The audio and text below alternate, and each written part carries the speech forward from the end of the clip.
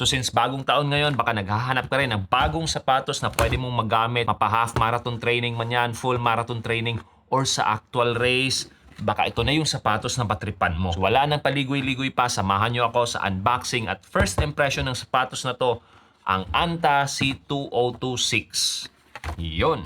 So actually, na-unbox ko na to, nakita ko na siya, naisuot ko na siya ng around 1 kilometer. So meron na akong roughly mga iilang ideya na ibabahagi sa inyo patungkol sa sapatos na to. So first things first, siguro naman lahat tayo mag-a-agree na itong sapatos na to, napakaganda, napakalinis tingnan. So isa to sa talagang pumukaw sa atensyon ko nung binuksan ko itong box na to. Ang size nito is size 11, tapos ang timbang niya is 250 grams. Now, gaya ng nasabi ko earlier, itong sapatos na to, magagamit natin sa mga full or marathon training natin. Actually, marketed to ni Anta as all-scenario carbon-plated running shoes na suitable sa mga tumatakbo ng marathon dyan around 4 hours 30 minutes. So, yung average pace mo dyan is around 6 minutes 24 seconds. So, based on that marketing statement, itong sapatos na to, pwedeng-pwede sa hindi masyadong kabilisan na pace. Anyways, ang stock height nga pala ng sapatos na to, sa likod is 33mm, tapos sa harap is 27mm. So, ang heel to toe drop niya is 6mm. So since first impression to sa sapatos na to, yun nga yung nasabi ko earlier, yung pinakaunang napansin ko sa sapatos na to is yung ganda niya. Pulido yung paggagawa at saka napaka-premium niyang tingnan at hawakan. So far, wala akong maipipintas in terms of build quality sa sapatos na to. Now, itong upper niya, A-Web with Cyan Fiber technology. Na maganda ang breathability. Kapansin-pansin na talagang maraming butas-butas dyan yung upper niya. Yung volume ng kanyang toe box, tamang-tama lang sa semi-wide fit ko. Tapos itong toe cap niya naman, good enough yung structure para maprotektahan yung ating mga paa. Ito yung lacing hole niya, merong extra eyelet para sa ating runner's loop. Tapos yung tongue niya, hindi gusseted. Manipis lang din yung tongue niya.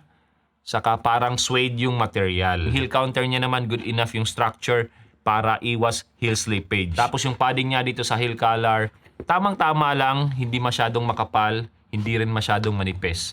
Actually, yung kapal niya nakafocus dito sa likod na part, dito sa gilid, manipis na lang. Now, itong sintas niya, smooth, pero kapansin-pansin na hindi siya yung typical na sintas na nakikita natin sa mumurahing sapatos. Now, ito naman yung kanyang insole, manipis lang, hindi ganun kakapal, pero kapansin-pansin yung mga butas-butas para sa breathability niya. Now, base sa initial test ko nito, around 1 kilometer, tinakbo ko siya dito sa loob. On the firm side ang midsole niya, pero hindi siya harsh. Tapos hindi rin nagbago yung running mechanics ko sa sapatos na to.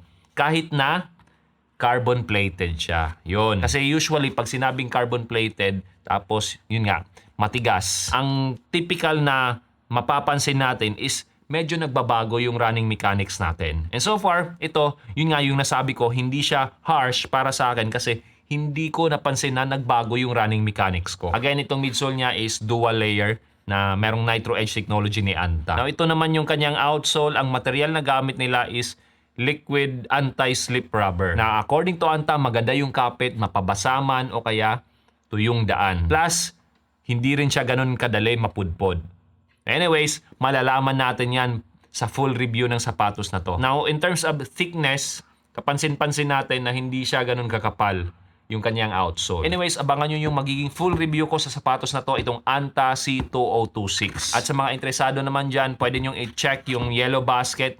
Ang presyo nito naglalaro lang, depende sa panahon, depende kung naka-sale, around 3,800 pesos to 4,500. So again, this is Anta C2026.